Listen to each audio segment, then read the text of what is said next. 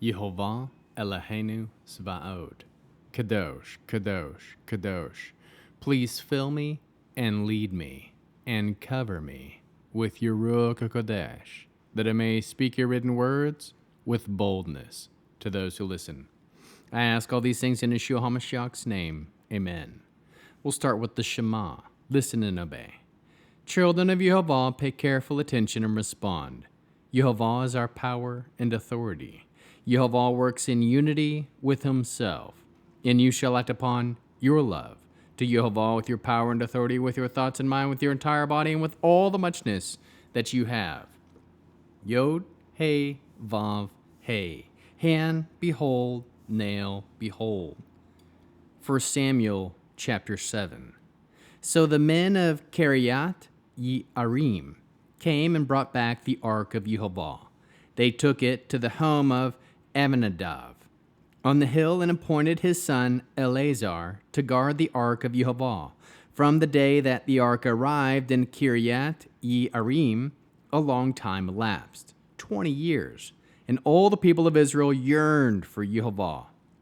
Shmuel addressed all the people of Israel. He said, "If you are returning to Yehovah with all your heart, then be done with the foreign gods and Ashtaroth, and you have with you, and direct your hearts to Yehovah.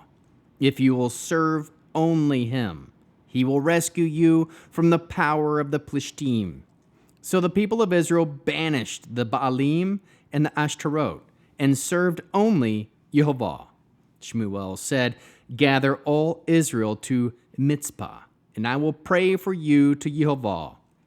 So they gathered together at Mitzpah, drew water, and poured it out before Yehovah, fasted that day, and said there, "We have sinned against Yehovah." Shmuel began serving as judge over the people of Israel at Mitzpah. When the Plishtim heard that the people of Israel had gathered together at Mitzpah, the leaders of the Plishtim marched up against Israel. And when the people of Israel heard about this, they were afraid of the Plishtim. The people of Israel said to Shmuel, "Don't stop crying out to Yehovah our God for us, to save us from the power of the Plishtim."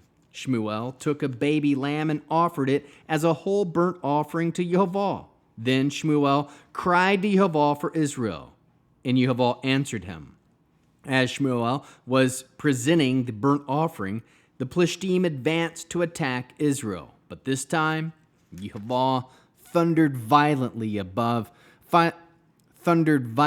over the Plishtim, throwing them into such confusion that they were struck down before Israel. The men of Israel went out from Mitzpah, pursuing the Plishtim and attacking them all the way to Beet Kar.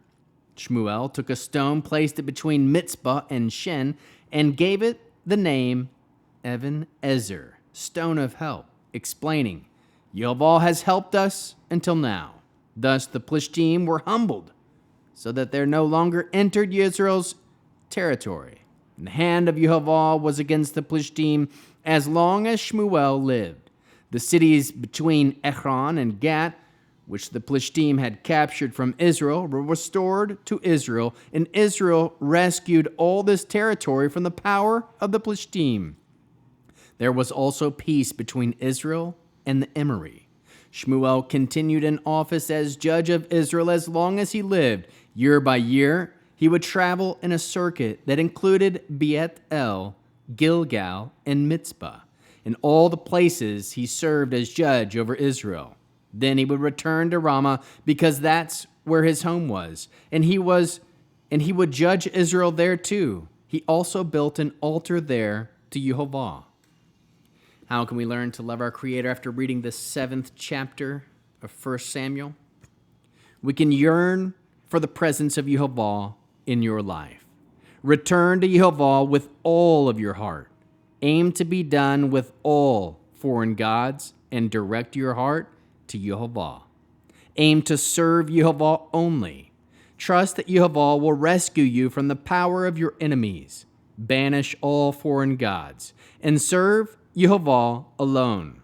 Pray for the children of Yehovah as well as fast. Confess your sins to Yehovah. Cast your fears on Yehovah. Trust that he will fight for you. Cry out to Yehova in your time of need. Ask Yehova to save you from your enemies. Offer up to Yehova your obedience. Cry out to Yehova for the children of Yehova. Trust in the power of Yehova. Set up a way to remember what Yehova has done for you. Trust in the strong hand of Yehova, that he will humble your enemies. Trust that Yehova will bring shalom. Serve Yehova in all the places you go. Remember Yehova. How can we love others as Yeshua loves us? We can encourage others to return to Yehova with all of their heart. Bear one another's burdens. We can serve, trust, and obey Yehova wholeheartedly. Produce spiritual fruit, love, joy, peace, patience, kindness, goodness, faithfulness, humility, and self-control. We'll end with the Aaronic blessing using the name. Yehova will kneel before you presenting gifts, and he will guard you with a hedge of protection. Yehova will illuminate the wholeness of his being toward you, bringing order, and he will provide you with love, sustenance, and friendship. Yehova will lift up the wholeness of his being and look upon you and will set in place all you need to be whole and complete.